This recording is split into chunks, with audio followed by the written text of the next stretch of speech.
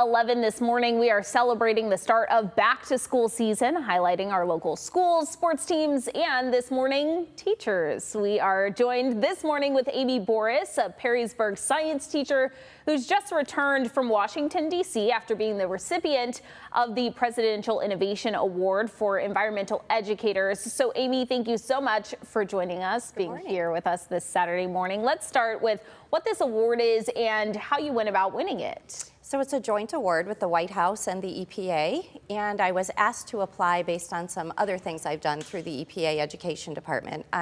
In 2019, I was on the EPA research vessel on Lake Erie studying the algae problem and brought that Great Lakes education back to my students.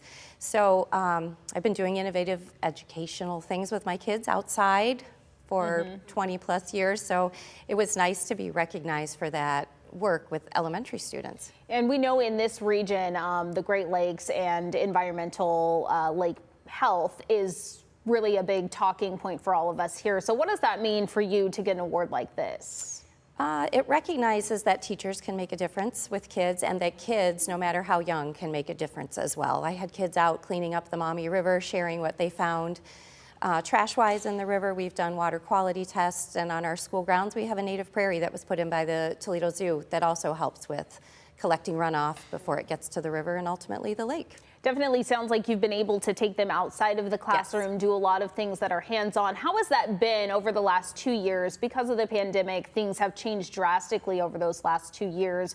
So the impact that has for you, and then being a teacher, you know, what has that been like? So it's certainly been challenging, but kids are kids, and kids are eager to learn, and they want to be outside and learn about the world around them. So I just try to make my classroom engaging and positive, and being outside has been a wonderful break for the kids. When we were in masks a couple years ago, it was nice to be able to get outside and socially distance and, you know, just take a little break.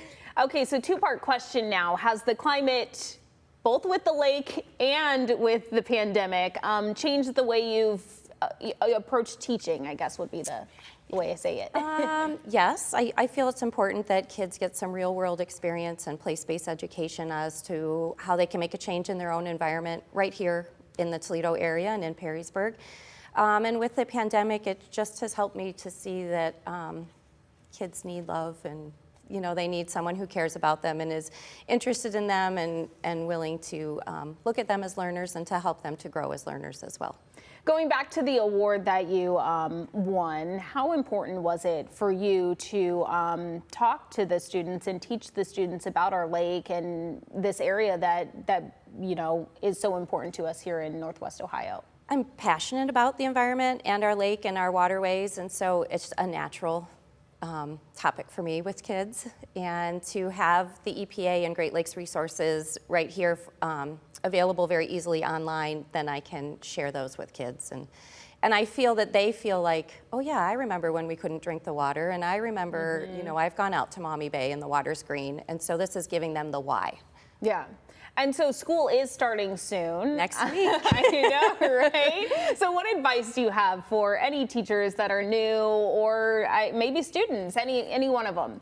So teaching is a very rewarding career. It's wonderful to work with young people and to hear their ideas and, you know, what they're excited about. So teaching is, you know, if you're thinking about teaching, join. It's a great career. It's very rewarding. Well, thank you, Amy, so much for joining us. Make sure you guys follow us online as we head back to the classrooms, obviously with you and everyone else around our area.